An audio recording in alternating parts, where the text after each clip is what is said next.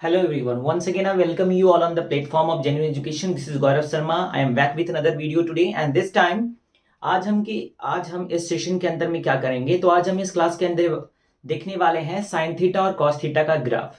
आप सोच रहे होंगे कि ग्राफ का क्या यूज है। तो देखो, किसी भी क्वेश्चंस को अप्रोच करने के बहुत तरीके होते हैं, उसमें से ग्राफिकल अप्रोच अलग होता है। ग्राफ की जगह अगर हम किसी क्वेश्चन को अप्रोच करते हैं तो ग्राफ उसके हेल्प से क्वेश्चन को सॉल्व करना ज्यादा इजी और कम टाइम कंज्यूमिंग होता है। और एनालिटिकली अगर हम प्रोसेस फॉलो करते हैं तो उससे तो होगा ही, मगर एक नया तरीका है। अगर ग्राफ जानोगे ना साइन थीटा और कॉस थीटा का, उससे बहुत सारी चीजों को एनालाइज कर सकते हो। तो चलिए आज के इस क्लास के अंदर में हम साइन थीटा और कॉस थीटा का ग्राफ से क्या क्या सीख सकते हैं उसको सीखने वाले हैं।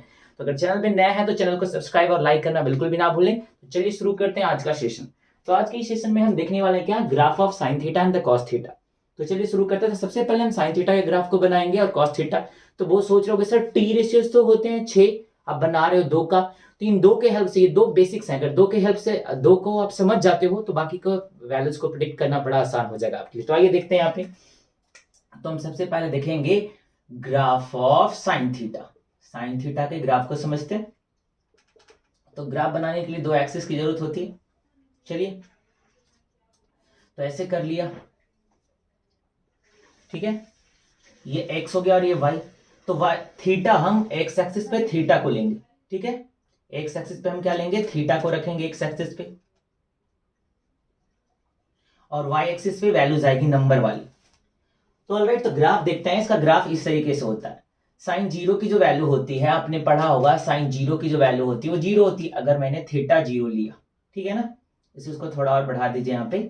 अगर मैंने थीटा 0 लिया तो ग्राफ भी 0 से स्टार्ट होगा और ये ऐसे जाता है, ठीक है ना, इस तरीके से। चलिए एंगल को मार्क करते हैं।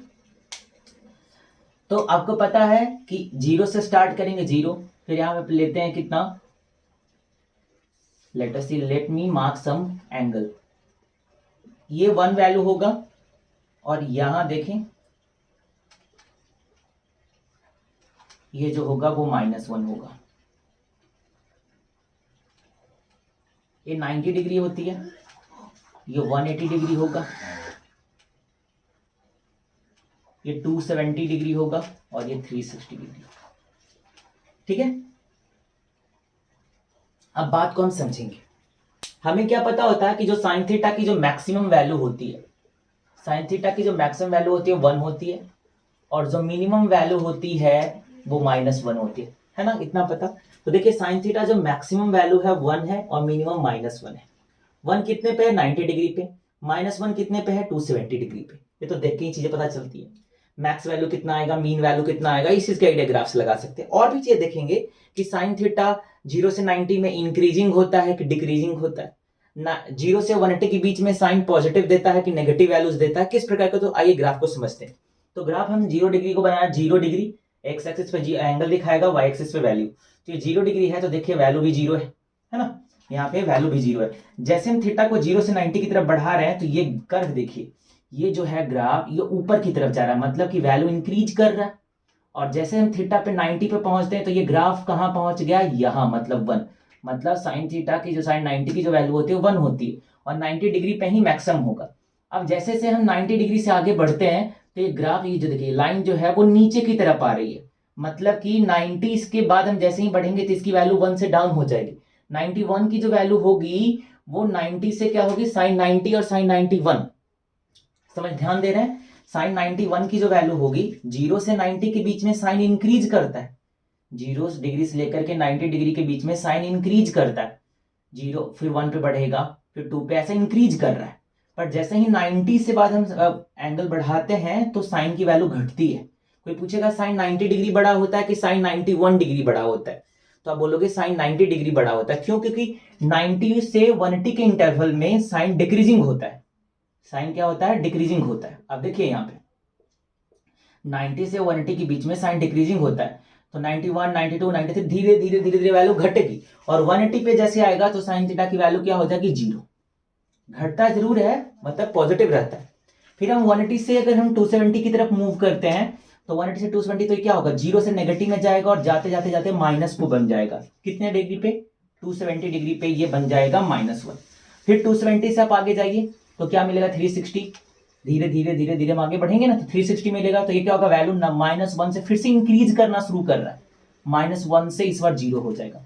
मतलब साइन 0 से 90 के बीच में इंक्रीजिंग होता है, 90 से 180 के बीच में डिक्रीजिंग होता है, फिर से 180 से 270 के बीच में क्या होगा, डिक्रीजिंग होगा, और 270 से 360 डिग्री के बीच में इंक्रीजिंग होगा।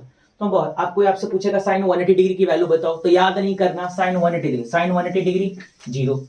कोई पूछेगा साइन 270 बताइए, साइन 270 कितना, -1। आपसे किसी ने पूछा साइन 360 कितना होगा, तो साइन 360 0 होगा।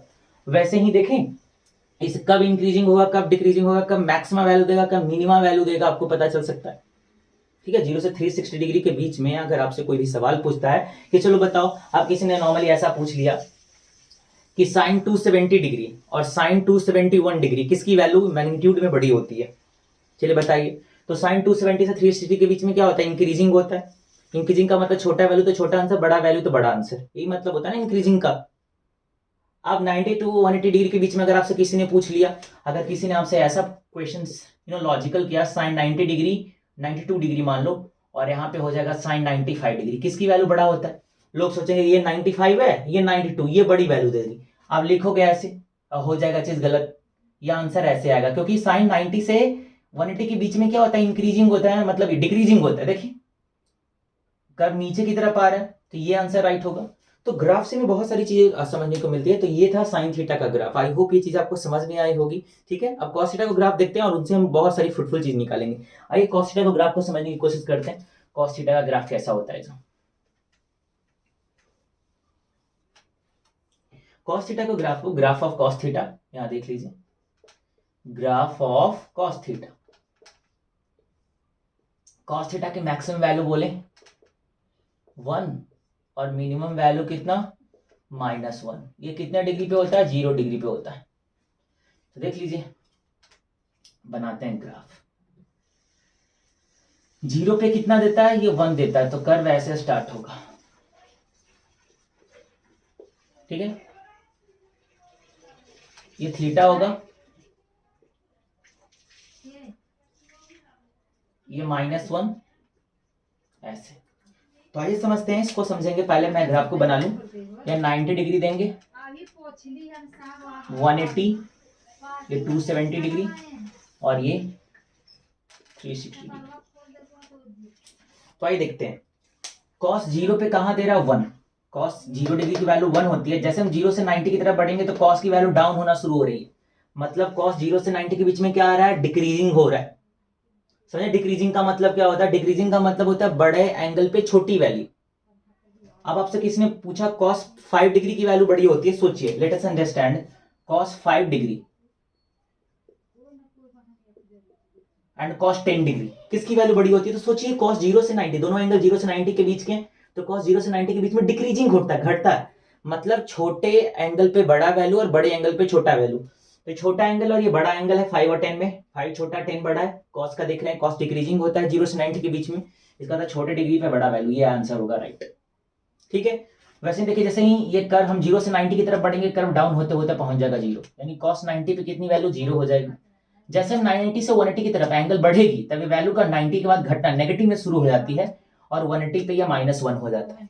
ठीक है, जैसे हम 180 से 270 की तरफ मूव ऑन करेंगे तो क्या होगा, ये -1 से फिर बढ़ना शुरू हो जाएगा, और ये 270 पे वंस अगेन 0 हो जाएगा। समझ रहे हो। और फिर अगर हम 270 से 360 की तरफ बढ़ते हैं तो ये कब ऊपर जाएगा और 360 डिग्री पे 1 हो जाएगा। चीजें क्लियर है। तो ये किस तरीके से कब अपने आप को चेंज करता है, आपको समझना है। कब इंक्रीजिंग है, कब डिक्रीजिंग है, कब -1 हो रहा है, कब 1 हो रहा है, कब 0 हो रहा है, इस चीज को आप समझे। साइन का 0 से 360 डिग्री के अंदर जो बिहेवियर होता है उस चीज को हम यहाँ पे समझ रहे हैं। ठीक है, ये हो गया। अगर आपसे किसी ने पूछा, अगर दोनों कर्व को आप सोचोगे कि tan 180 डिग्री बताइए कितना होगा, तो tan का मतलब क्या होता है, sine upon cos, sine 80 upon cos 180। ठीक है, मैंने साइन के 180 बताया था आपको कि वैल्यू कितनी हो जाएगी, चलिए जल्दी से बताइए वैल्यू कितनी होगी, 0। कॉन 180 कितना, -1, तो हो जाएगा इंफिनिटी। समझ रहे हो। तो अगर साइन और कॉस का ग्राफ आपको आता है तो tan cot cos x सबका आप बता सकते हैं कॉन्सेप्ट को, फॉर्मूले को यूज करते हुए। तो ये था आपकी कॉन्सेप्ट की क्लियरिटी के लिए कि और भी हम अच्छे तरीके से कैसे ग्राफ के जरिए हम साइन और कॉस को और उनके बारे में जान सकते हैं। तो इस सेशन के अंदर मैंने आपको साइन और कॉस के ग्राफ के बारे में बताया, मैक्सिमम और मिनिमम वैल्यू के बारे में बताया, कब इंक्रीजिंग होगा, कब डिक्रीजिंग होगा, कहाँ पे वैल्यू 1 आएगी, कहाँ पे माइनस आएगी, ये साइन और कॉस से मैंने आपको बताया था। आई होप ये वीडियो आपको अच्छा लगा होगा। अगर ये वीडियो आपको एक्चुअली में अच्छा लगा होगा तो चैनल को क्या करें, सब्सक्राइब और लाइक करें और कमेंट करना बिल्कुल ना भूलें। दैट्स ऑल फॉर टुडे, मिलते हैं अगले वीडियो में, और ऐसे ही मैं आपके लिए इंटरेस्टिंग वीडियो बनाता रहूंगा और आपको मोटिवेट करता रहूंगा। That's all for today everyone, take care of yourself.